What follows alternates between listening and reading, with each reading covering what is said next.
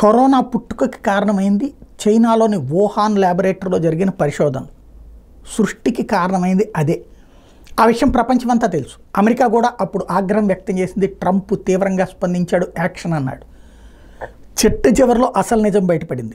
అంతకు ముందు ఉన్నటువంటి అధ్యక్షుడి సమయంలో చైనా అమెరికా కలిపి సంయుక్తంగా పరిశోధనలు ప్రారంభించినాయి. వుహాన్ ల్యాబొరేటరీలో జరిగిన పరిశోధనల వెనకాల అమెరికా కూడా ఉంది. అయితే ట్రంప్ అధికారంలోకి వచ్చాక ఆ విషయం తెలిసాక ఏదైతే కొత్త రోగాల్ని సృష్టించేటటువంటి క్రిములు వాస్తవంగా బయో వెపన్ కోసం ప్రారంభించినటువంటి పరిశోధనలు, అంటే భవిష్యత్తులో ఆటం బాంబులు అణుబాంబులు కాదు, రోగాలతో జనాల్ని చంపేసేటటువంటి ఒక ఎత్తుగడ కోసం, అంటే కొత్త జబ్బుల్ని సృష్టించి మనుషుల్ని చంపేయాలా అన్నటువంటి కోణం, దానికి తోడు వైద్యపరమైనటువంటి కాన్సెప్ట్తో లాభపడాలన్నటువంటి ఒక మాఫియా తరహా మనస్తత్వంతో జరిగినటువంటి పరిశోధనలని గ్రహించి ట్రంప్ వచ్చాక దాన్ని బ్యాన్ చేశాడు. బ్యాన్ చేసిన తర్వాత ఆ సంబంధించినటువంటి మెటీరియల్ని అమెరికాకి దగ్గర కొంత ఉన్నది, ఆ పరిశోధనలు చైనా దగ్గర కొన్ని ఉన్నాయి.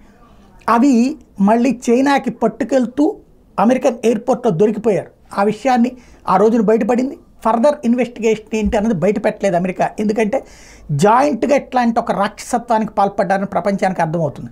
అందుకనినే ఆ తర్వాత చైనా మీద ఎలాంటి చర్యలు లేవు, చైనా మీద ఆంక్షలు పెడతామని ప్రపంచమంతా గంగవీరులు ఎత్తిపోయినట్టు స్టేట్మెంట్లు ఇచ్చి నిషేధం అని చెప్పినటువంటి వాళ్ళు ఎందుకు మూసుకు కూర్చున్నారంటే అమెరికా వెనకాల యూరప్ దేశాలు వీళ్ళందరికీ కూడా తెలుసు అక్కడ అమెరికా పాత్ర ఉందని. అదే సందర్భంలో చైనా అందుకని సగర్వంగా కూర్చున్నది. ఇప్పుడు తాజాగా వుహాన్ ల్యాబ్కి మళ్ళీ అమెరికా పరిశోధనలకి ఓకే చేయడం, అది కూడా బైడెన్ సర్కార్ అన్నటువంటిది సంచలనం సృష్టిస్తుంది. It's official. The US government funded gain of function research at the Wuhan lab. That research resulted in the creation of COVID-19 by editing A corona virus to infect humans. The US government is responsible for the death of millions.